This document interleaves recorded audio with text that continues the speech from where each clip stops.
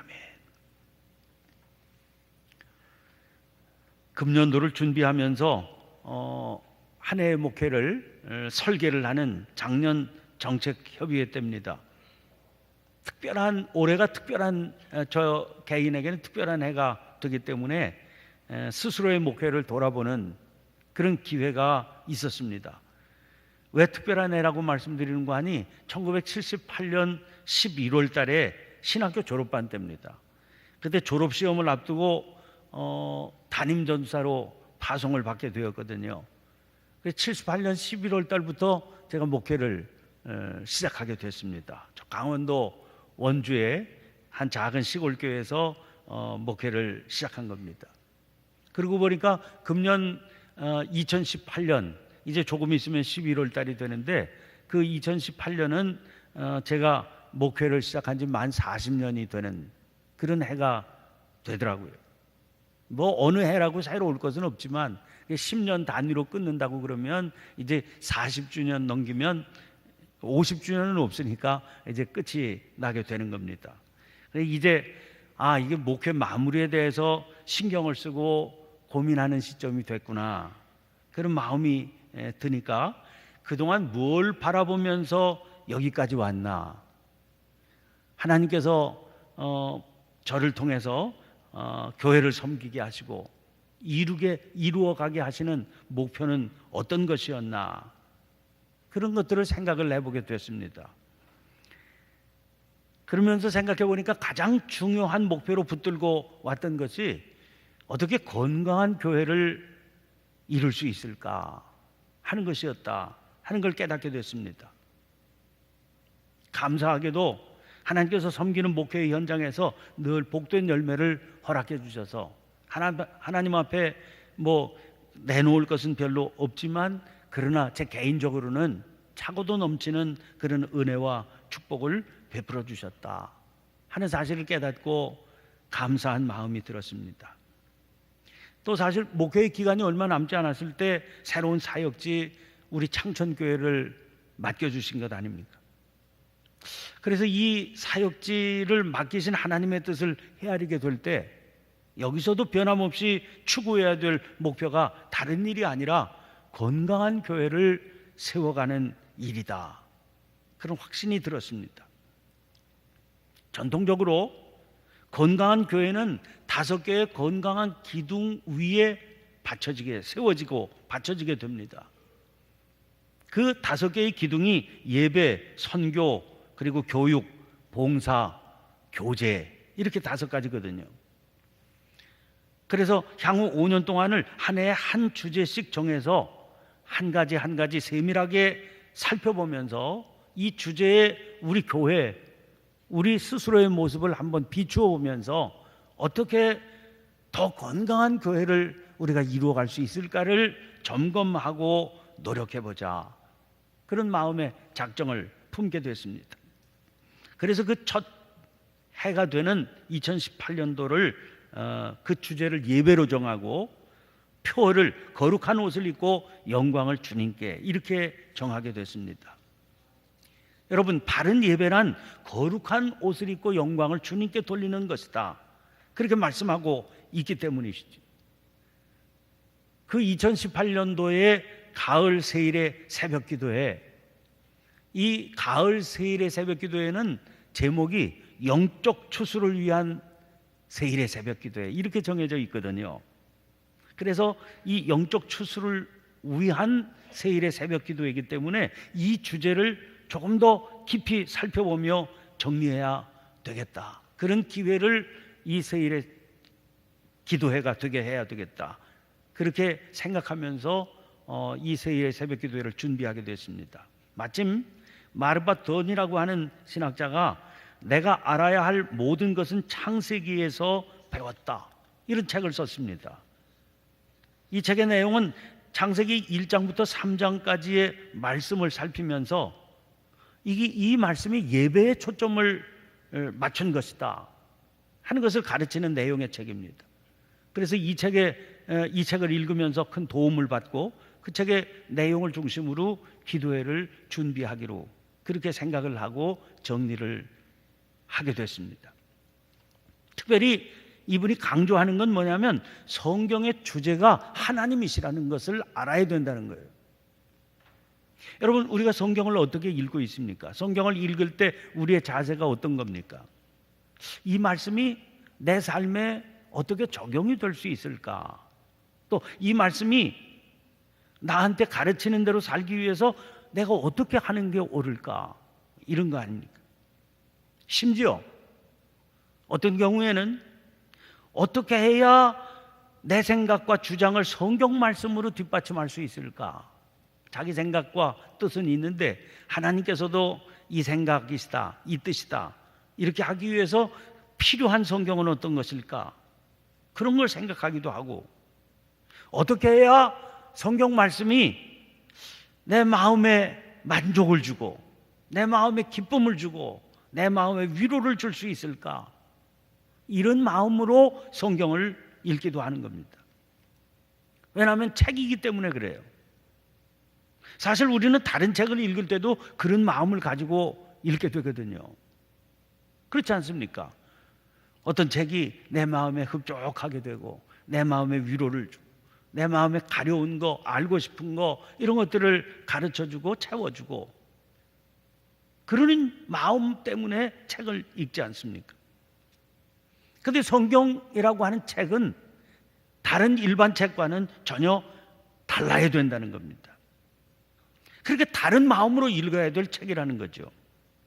그 마음은 어떤 거겠습니까?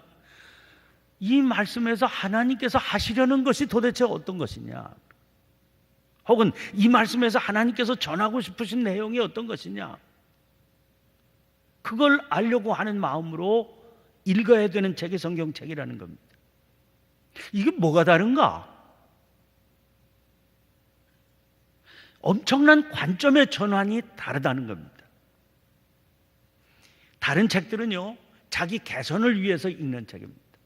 자기가 어떻게 달라질까?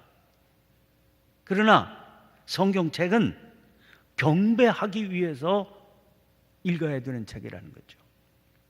초점이 전혀 다른 겁니다. 관점이 다른 겁니다. 자, 성경을 보면은요, 죄의 본질이 자기중심주의인 걸 가르칩니다. 자기 본의로 이루어집니다.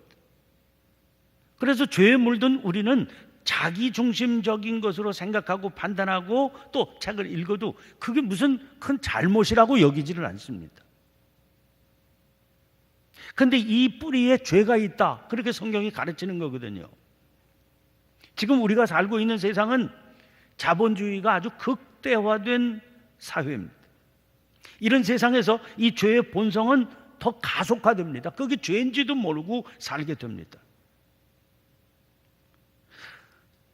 현대 사회로 가면서 점점 더 세상에서 중요하게 되는 게 광고 아닙니까? 광고. 이 광고를 우리는 쉬지 않고 접하고 살고 있어요. 처음에는 뭐 이 정도가 아니었는데 갈수록 더 극대화됩니다. 광고 붙어 있지 않는 데가 없습니다. 그 광고가 대표적으로 이 현대 문화가 얼마나 자기중심적인 그런 세상인지를 가르쳐 줍니다. 거의 대부분 광고의 초점이 뭡니까? 전적으로 우리 자신에게 집중되어 있지 않습니까?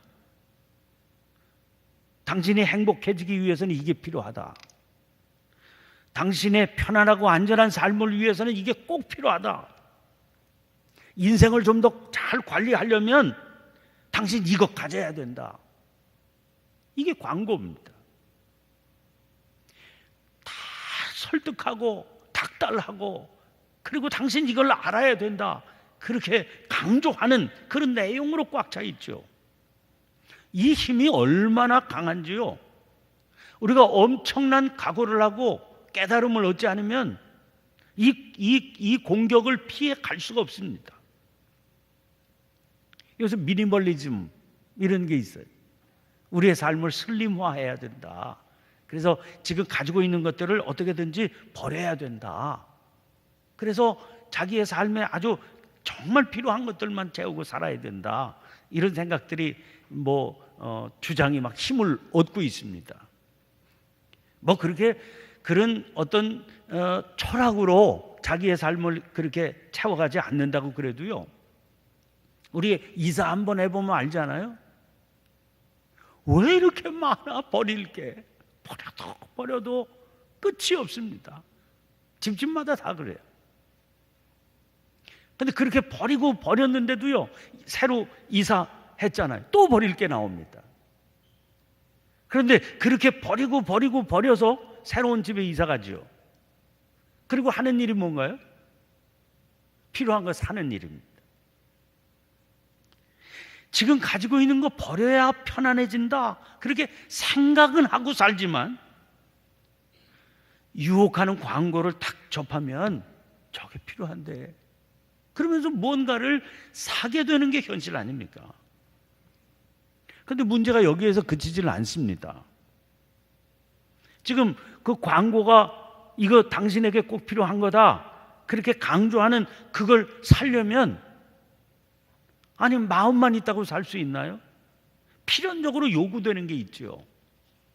소위 세상에서 말하는 성공을 해야 된다는 겁니다. 그래서 그 광고의 요구를 흡족하게 채워줄 수 있는 조건을 내가 갖춰야 된다는 겁니다.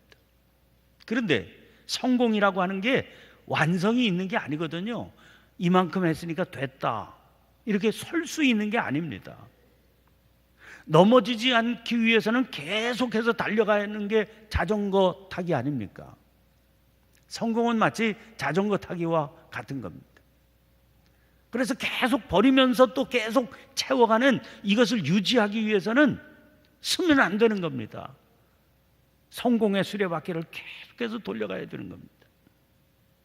그러니까 끊임없이 성공을 향해 나아가기 위해서 희생되는 것들이 있게 마련이지요. 그 희생되는 것들이 어떤 것들입니까? 진정한 위로와 기쁨을 가져다주는 하나님과의 관계에 희생할 수 없게. 이제 요새 연말 당회 결산 준비 이렇게 하다 보면 교회 여러 가지 일들 우리 장로님들과 더불어 같이 의논하게 됩니다. 그러면서 절감하게 돼요. 자주 나오는 얘기들이 세태가 달라졌다는 겁니다.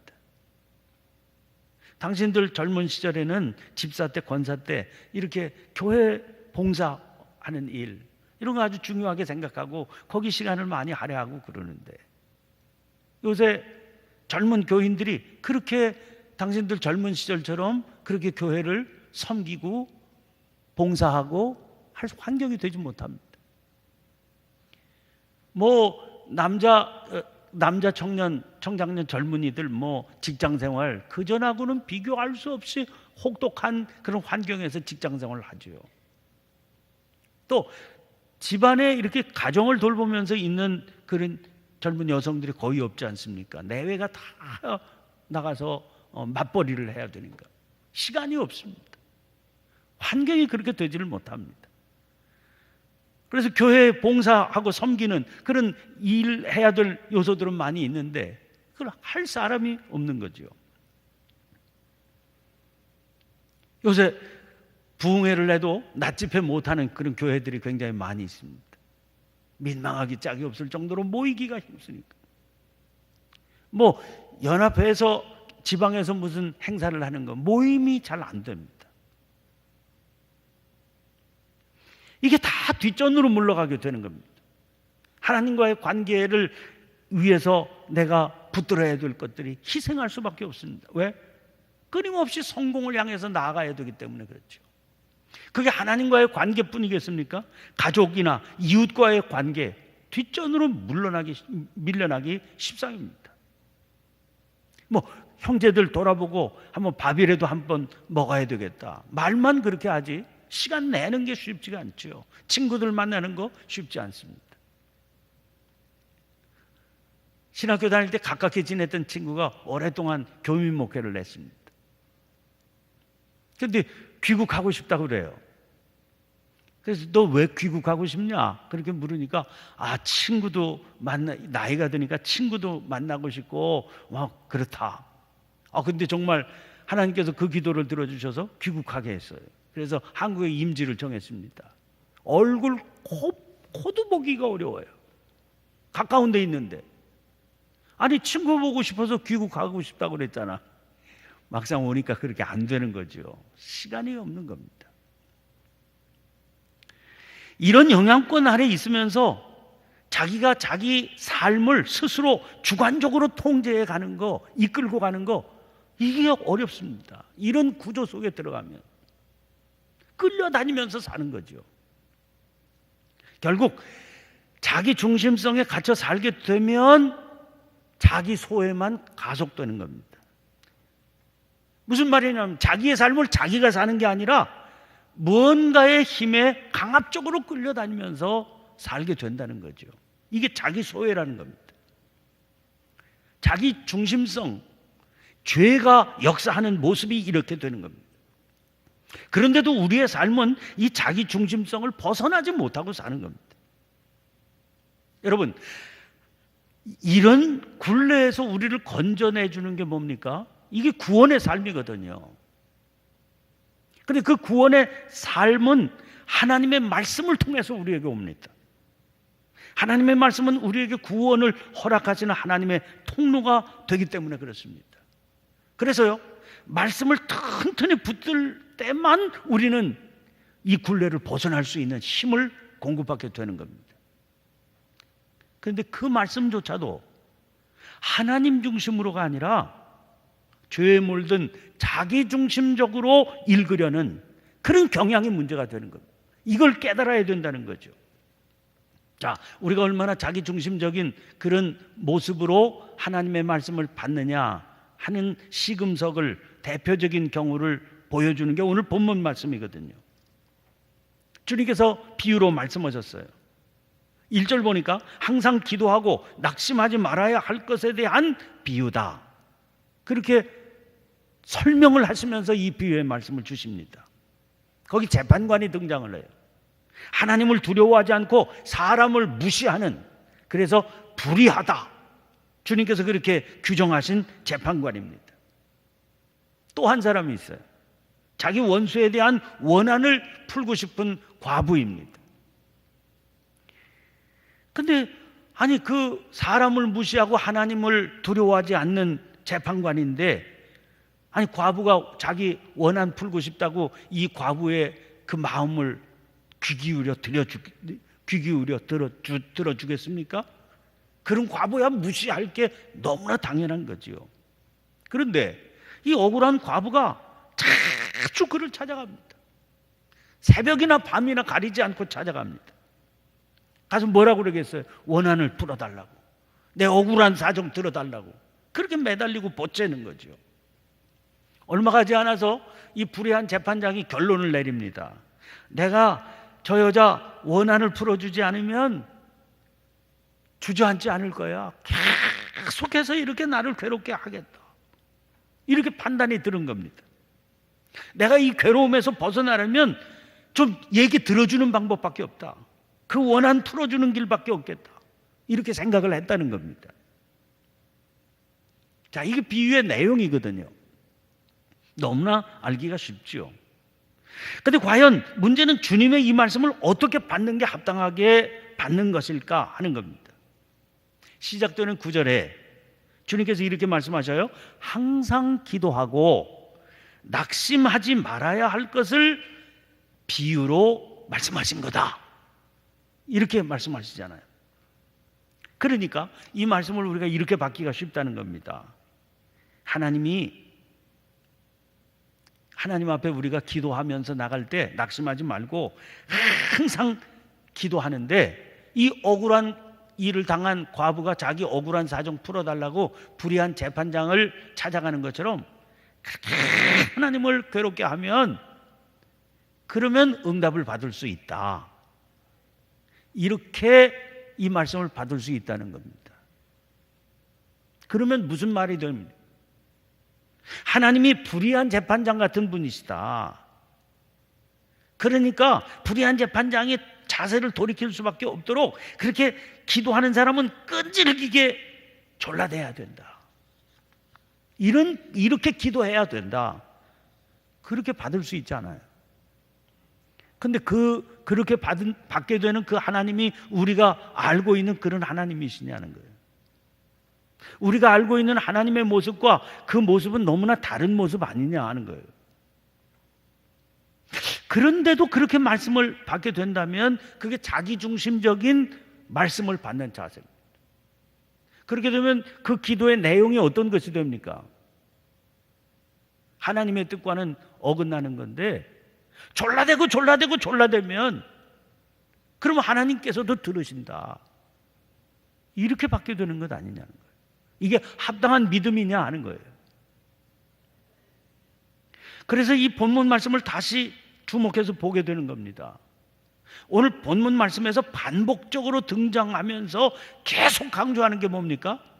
이 재판장이요, 하나님을 두려워하지 않는 사람이었다는 겁니다. 사람은 무시하는 사람이었다는 겁니다. 다시 말해서 그의 불의함의 뿌리에 뭐가 있습니까? 하나님을 두려워하지 않는 게 있다는 거예요. 그러니까 과부가 그를 괴롭힌 것은 그 과부가 그를 괴롭게 한 건 뭐냐면 그 불의함이 원인이 된 겁니다. 그가 불의했기 때문에 과부가 그를 힘들게 만들었다는 거죠. 그런 의미에서 이 본문의 핵심은 어디에 있느냐? 7절에 등장하는 하물며에 있습니다. 하물며라고 하는 게 무슨 말일까요? 하나님은 그런 분 아니냐. 하나님은 불의한 재판장 같은 그런 분 아니라는 거예요. 유진 피터슨이 6절부터 8절까지의 본문 말씀을 이렇게 번역하고 있습니다. 주님께서 말씀하셨다. 너희는 이 불의한 재판관이 하는 말을 들었느냐? 그렇다면 너희는 도움을 구하며 끊임없이 부르짖는 택하신 백성을 위해 하나님이 개입하셔서 정의를 이루어 주시리라고 왜 생각지 않느냐? 하나님이 자기 백성의 권리를 지켜주시지 않겠느냐? 내가 보장한다. 하나님이 반드시 그렇게 해주실 것이다. 그분은 질질 끌지 않으실 것이다. 그러나 인자가 다시 올 때에 그처럼 끈질긴 믿음을 이 땅에서 얼마나 찾을 수 있겠느냐? 주님께서 비유의 말씀에 이 불의한 재판장을 등장시키신 이유가 있다는 거예요. 왜 등장시키셨습니까? 이 불의한 재판장과 자비하고 은혜로우신 하나님의 모습을 딱 놓고 극명하게 대비시키기 위해서 등장시키신 거예요. 하나님의 자비, 하나님의 은혜를 부각시키기 위해서, 더 강렬하게 부각시키기 위해서 힘은 있지만 하나님을 두려워하지 않고 사람을 무시하는 이 불의한 재판장을 비교해 놓았다는 거죠. 하나님은 이 불의한 재판장과는 비교할 수도 없는 크고 강한 힘을 가지신 전능하신 분이십니다. 그러나 오히려 그와 비교할 수 없이 자상하고 은혜로우신 분이시라. 복음성가 가운데 주만 바라볼지라, 이런 복음성가가 있죠.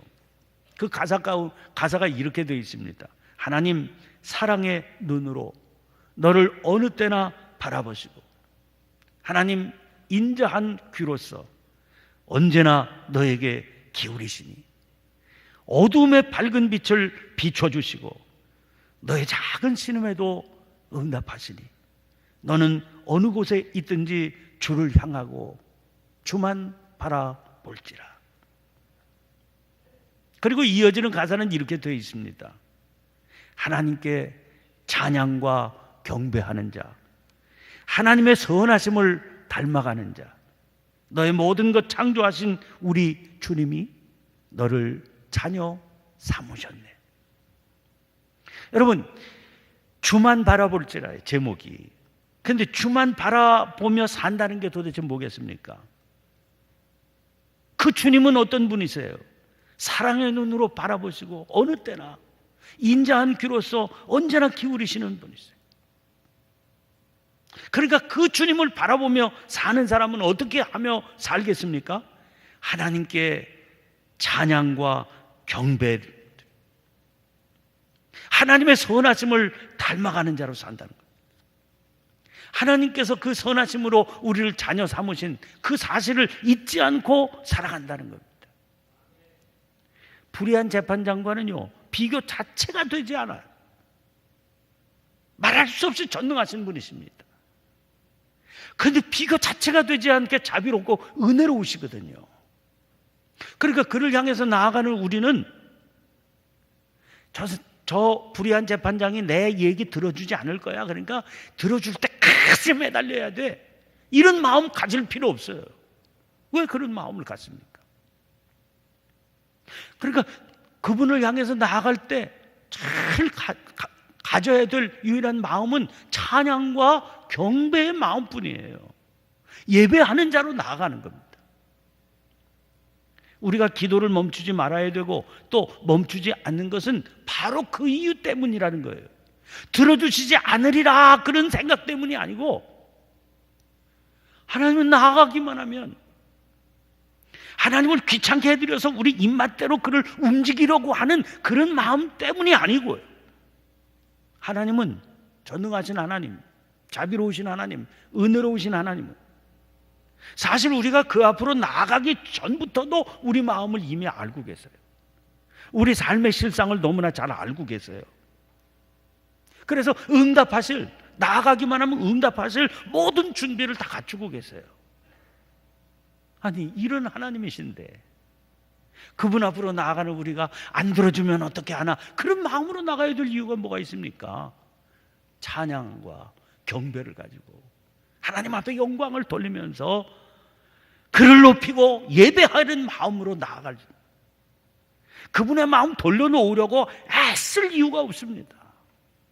우리가 설사 잘못된 마음의 그런 기대를 가지고 있다 할지라도 하나님은 그 기대까지도 받아주시고, 받아준다는 게 응답한다는 게 아니라 그 잘못된 것까지도 고쳐주시고 우리를 바른 길로 인도해 주실 거 아닙니까? 이렇게 좋으신 하나님, 이렇게 선하신 하나님이니까 경배와 찬양으로 하나님 앞에 예배하는 마음으로 나아가요. 그분은 저 불의한 재판장과 같은 분이 아니시거든요. 아뢰는 즉시 들으시는 분이십니다. 아니, 아뢰기 전부터 이미 아십니다. 우리가 잘못되면 잘못된 것까지도 아시는데 내치지 않으셔요. 고쳐주어서 바른 길로 가실 분입니다. 이렇게 들어주실 만반의 준비를 가지고 계시는 분입니다. 그래서 주님 물으세요. 그런 하나님이신데, 정말 그런 하나님이시라면 그럼 왜 우리 기도하지 않느냐 하는 거예요. 우리가 기도하지 않는 이유는 한 가지밖에는 없습니다. 하나님이 이런 하나님이시라고, 하나님이 이런 분이시라고 하는 걸 신뢰하지 못하니까 그렇게 안 하는 거라는 거예요. 그래서 비유를 마치시면서 주님께서 질문을 던지세요. 그 질문에 눈길을 보내게 됩니다. 주님이 이렇게 말씀하시잖아요. 8절 하반절입니다.